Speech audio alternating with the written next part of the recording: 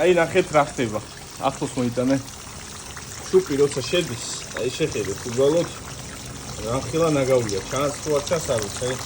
დააკვირდით ესია მთლიანად გაბიჯული და ეხლა ეს. და ეს უნდა გაიაროს ყველა ფიჭა, საერთოდ ყველა ფიჭა. დაახლოებით 150 ფიჭაზე მეტია. თითოში უწევს 7-8ჯერ შუპს გავლა.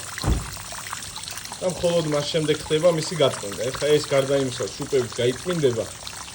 მერე უკვე უშუალოდ ხსნარითაც უნდა დამუშავდეს, რომ აი ეს ნადები რაც არის, ეს ნადები გაიკეთა ანტიკრიზის და წყლის გამო. ეს შეხედეთ, უბრალოდ ნახეთ რა დღესია. აკვირდით იგი არ შესულა ბოლომდე რა, ეს რო შევიდეს ბოლომდე, ეს სადღაც აქამდე უნდა გაიაროს, ნახეთ.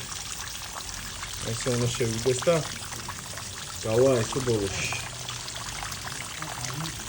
როცა შუპებით გამორეცხვა ჭირდება, ამას აპარატი ვერ ხსნის. როგორც იცით, აპარატითაც ვრეცხავთ ჩვეულებრივად, მაგრამ აი ესეთ სიტუაციაში ყოველთვის ვრეცხავთ შუპებით. თუ რადიატორი არის შოულთან დაბალი ხარისხის არის, მაგ შემთხვევაში ჯობია რომ ესე გაირეცხოს, გასწორდეს, აღდგეს და დაყენდეს ავტომობილს.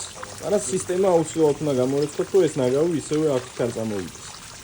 ასე რომ თუ გაქვთ მსგავსი პრობლემები, ადუღებს ან იკლებს გელოდებით ავტომატში.